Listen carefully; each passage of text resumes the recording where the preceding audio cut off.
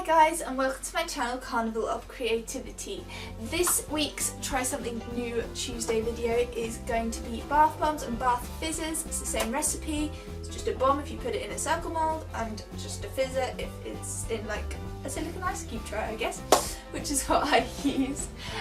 Please make sure to subscribe if you're liking these Try Something New videos, and without further ado I'm going to hop into the process.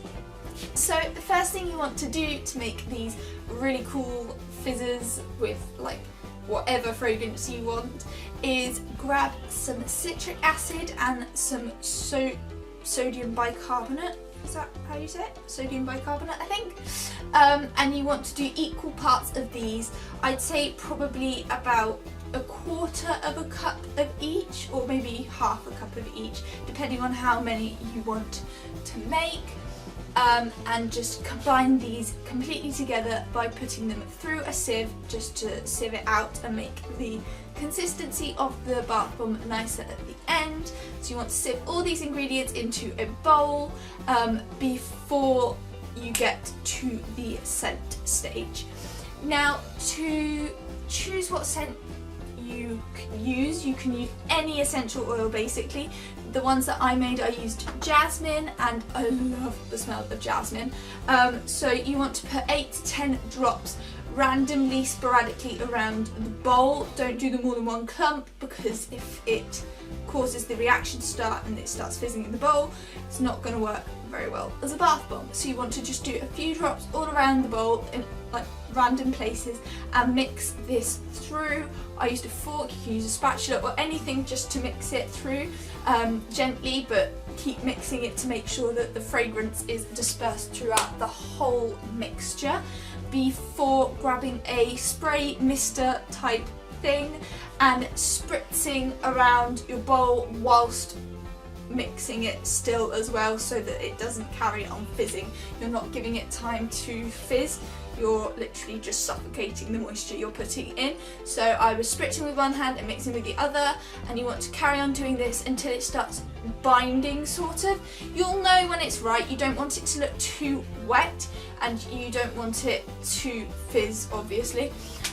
So just keep going, and if you can push it down with whatever you're mixing it with and it's like compacting together slightly, it's ready to go.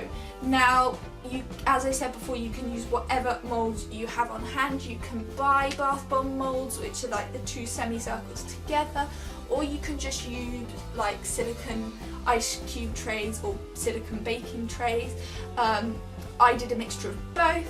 So for the bath bombs, you want to get some of your mixture, put it into your mould, push it down so it's nice and compacted, put a little bit extra so it's a bit more of a heaped pile on both sides, then smush them together and like sort of scrape them apart, I guess, not apart but together, so they're like all nice and squidged together. It doesn't matter about the bit extra that you've squidged out, just leave that for now and put that to the side to let it dry for about 5 minutes before you take it out of the mould. So you don't need like hundreds and thousands of moulds if you're doing the bath bomb way, or necessarily even the fizzers way, but I did end up leaving my fizzers in the silicone tray just to dry, just so they held their shape a bit better. Once your 5 minutes is up though, you can take apart the bath bomb moulds, just gently sort of pull them apart as opposed to twisting them, because you don't want it to all fall apart again, and put these somewhere safe and let them completely dry for at least a couple of hours so that they're nice and hard.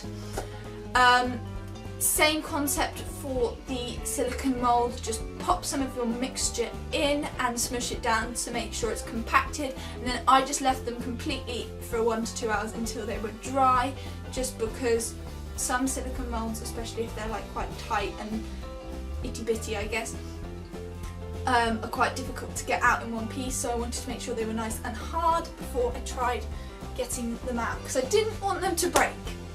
And that is basically the process of making bath fizzers and bath bombs and things like that. The sky really is the limit. I guess as well you could put some sort of like soap dye or something in it as well to make them all funky colours, and even things like dried lavender and dried flowers and things like that as well would be quite cool. So if you like this video, please make sure to subscribe, and I will see you all next time. Bye guys!